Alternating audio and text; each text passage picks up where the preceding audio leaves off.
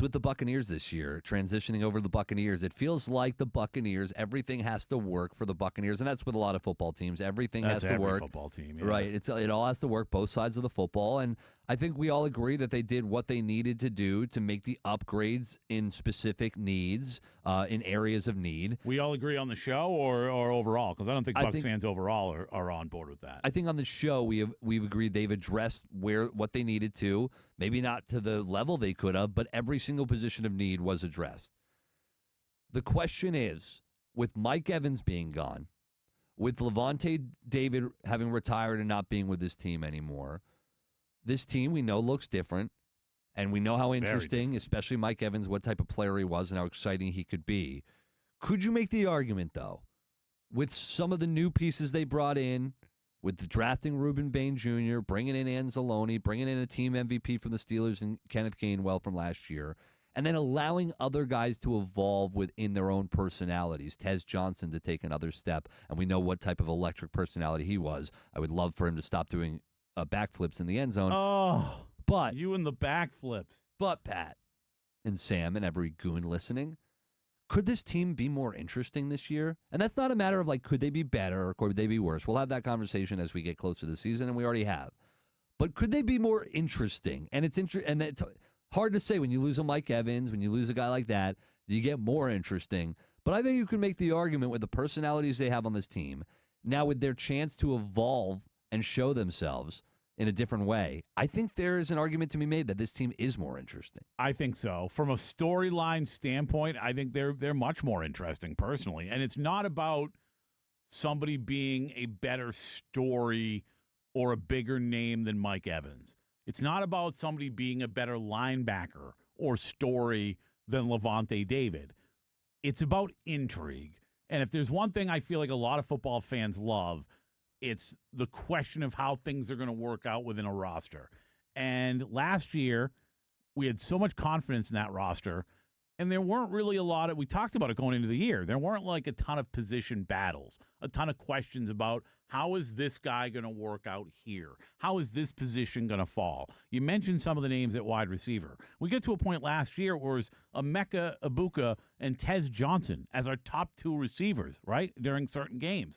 So this year, how does it shake out without Mike Evans? I think, even though Mike, you'd rather have him in the room than not in the room, him not being in the room makes the room more interesting because now it is Chris Godwin the guy? Can he be the guy as a number one receiver?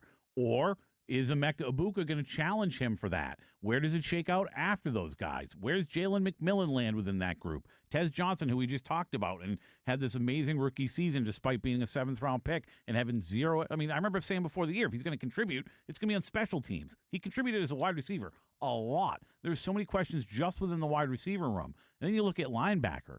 I think a lot of us, I won't put myself in this group, but I think a lot of people since the drafting of Josiah Trotter are kind of almost overlooking Christian Rosemoom. But this is a guy who led the Carolina Panthers in tackles last year. So does Trotter start as the starter or does he become the starter? That linebacker position to me has a ton more intrigue and interesting conversations and stories than they did a year ago. When we look at when it's all said and done, they upgraded the pass rush. They upgraded the linebacker core, which they needed to. Mm-hmm.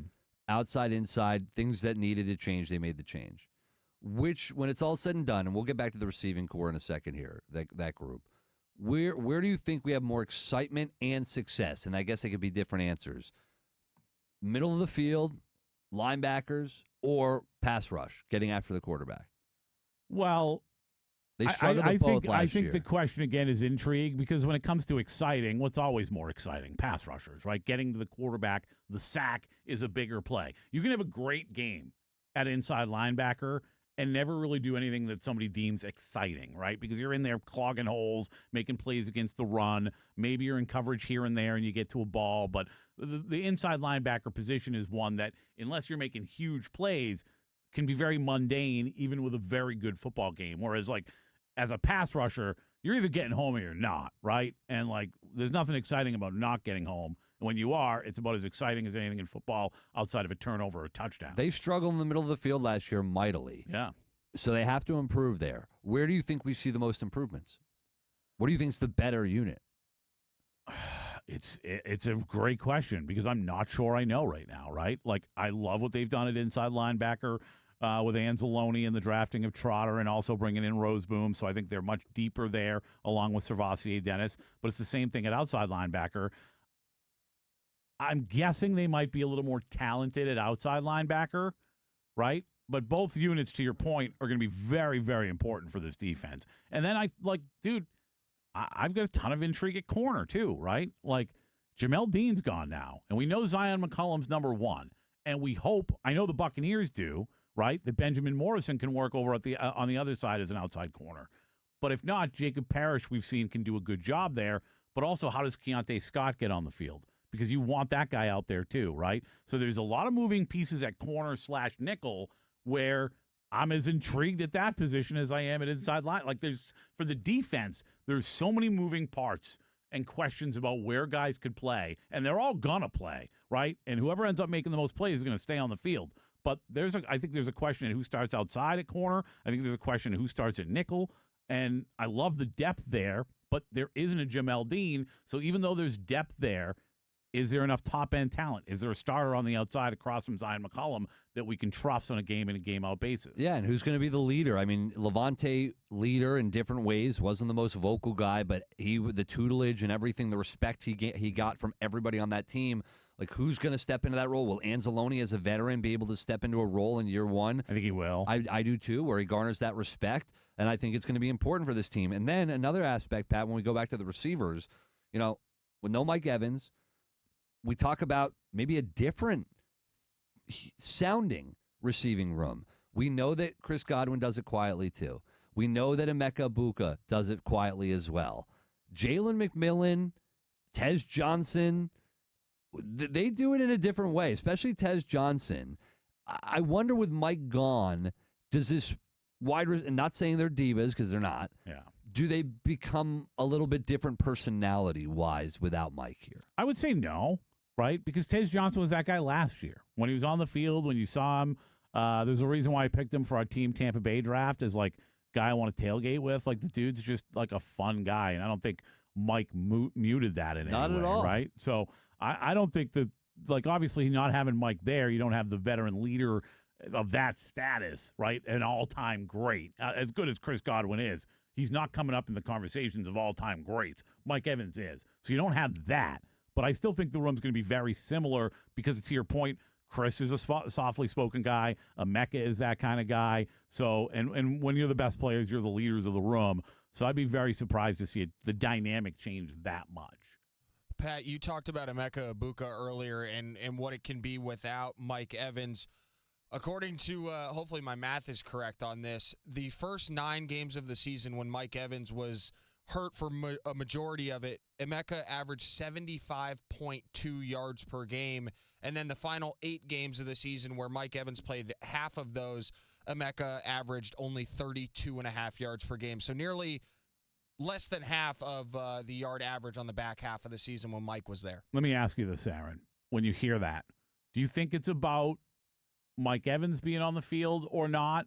Or do you think it's about where the team was and how the team was playing and Josh Grizzard as a play caller? The latter. I'm weighing more towards the latter. The offense got worse as it got healthier, and it should never do that. I agree with that. My one concern, though, with when we look at Emeka Egbuka is he wasn't making the challenging catches. Sometimes he did, but his catch radius, you'd like to see it extend and making like Chris Godwin could make some ridiculous plays. Did you see that play they posted a couple weeks ago? It's in camp, but he made a ridiculous catch. Emeka? Yeah. Well, good, because you're going to have to be able to make it in traffic. You're going to have to be able to make tough catches. And, yeah, he was a rookie last year, and he made some really big plays. But you're going to have to make some difficult plays as well and help your quarterback. Yeah, no doubt. He needs to be a little bit better as a ball catcher. But overall, he's a guy that wins in space, and I don't think that's going to change a lot. He's never going to be throw the ball up, and he's going to find a way to get it like Mike Evans. I don't know that we're going to hear Baker Mayfield talking about his friendly body language the way that he did with Mike Evans, right? Like, he's just not that kind of receiver. Different guys win in different ways. I don't expect that. I mean, he's not a big physical kid, right? Like, he's a decent-sized kid, but he's not that physical. And I don't expect him to be a guy that is bodying up corners. But you do need to make him to make contested catches.